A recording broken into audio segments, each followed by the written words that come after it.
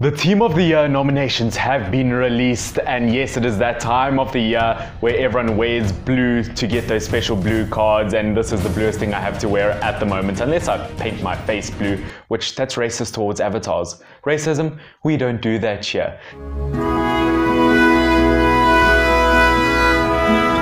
Hey guys, I hope you're all having a fantastic time. It is Finya, that is FYNN. I know all the big YouTubers have already released their Team of the Year with all the nominations out, but I have an excuse for not doing it yet. I'm not a big YouTuber, but I am going to start from back, all the way from goalie to attack. And if you guys want to submit your Team of the Year to EA themselves, I have put a link in the description down below and you guys can submit your Team of the Year. Am I salty that there are absolutely no Manchester United players in the Team of the Year nominations this year? No, not at all. We start off in the goalkeeper position. Of course, the goalkeeper Team of the Year has to be Alisson. I mean, there's no doubt about it. Alisson, 3 clean sheets, or not 3 clean sheets, that's Manchester United style there, not even. But 3 golden gloves in 3 different competitions. Alisson is the best goalkeeper in the world this year, at least. Fantastic season. Champions League winner. He could be a future Premier League winner by the looks of things. He is a phenomenal keeper, no doubt about it. No one's going to beat Alisson as goalkeeper of the year. Other nominations were Edison, Oblak, Onana, and ter Stegen. They all had great years, but I wouldn't even compare them to Alisson this season. He was just levels above everyone else.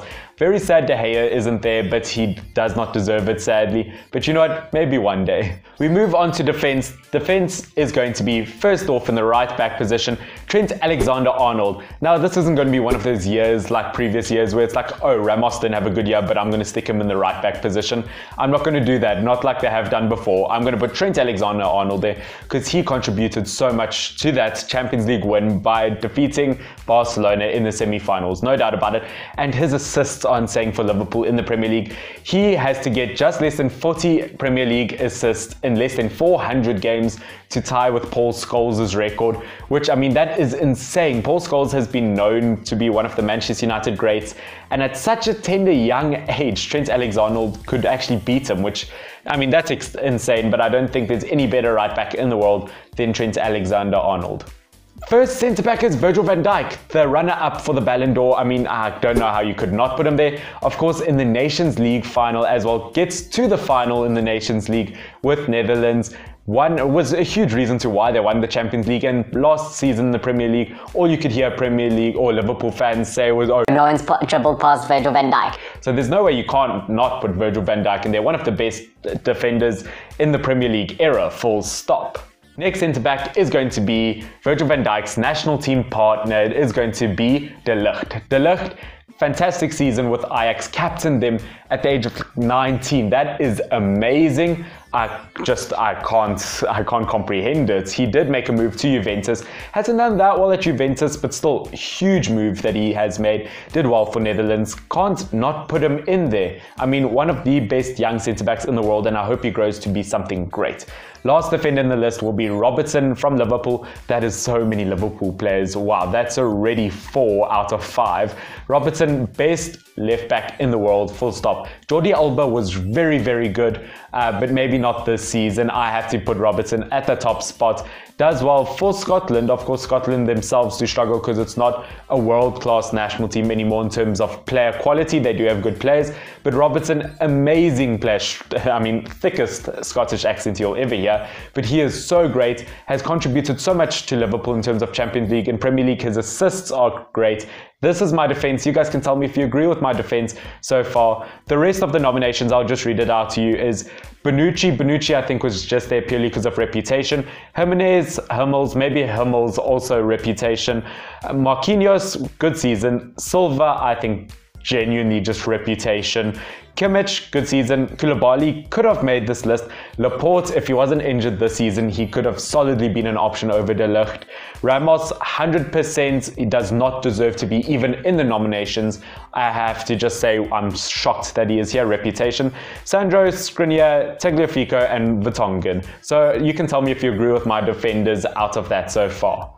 We get to the midfield, and first midfielder I have to put there is N'Golo Kante, one of the most likable characters in football. N'Golo Kante, I'm wearing this for you. I mean, I don't think there's a more likable character in the football world in general. He is the nicest guy. He does so well. No one even everyone hates the ref if the ref gives him a yellow card, even if it's a clear foul.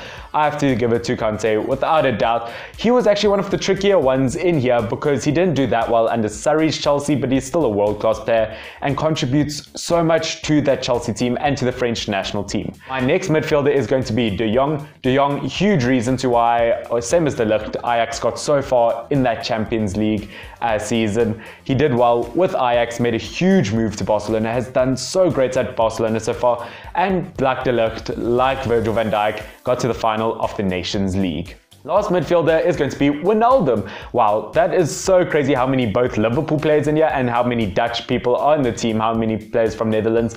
I mean, Wijnaldum, finals of the Nations League, won the Champions League, probably going to win the Premier League with Liverpool. I mean, great player overall. It's very tricky to kind of decide who to put in this team, but to be 100% honest with you, Wijnaldum was the most obvious midfielder in this list that had to be in this team. Other nominations, I will just read out, were Kevin De Bruyne. If he wasn't injured, he would be a solid option to put in here. Dybala, Eriksen, Fabinho had a great season. Havertz, Henderson, Modric. I mean, I think they just felt sorry that he was voted best player in the world and doesn't even actually deserve to be in nominations at all. So I think it's a bit of a pity vote. Royce, Sancho, Silva, I really wanted to put in this team, but I don't think there was a large period of time where he didn't contribute that much to City.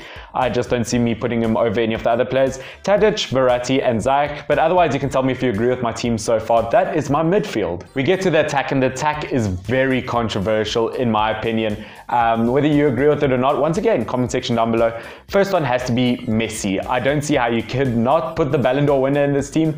I mean, Messi, best player in the world. 6 years he's been voted best player in the world. FIFA best men's player in the world. Top scorer in the Champions League, miles ahead in La Liga, won La Liga himself. The only problem, he didn't win the Champions League itself.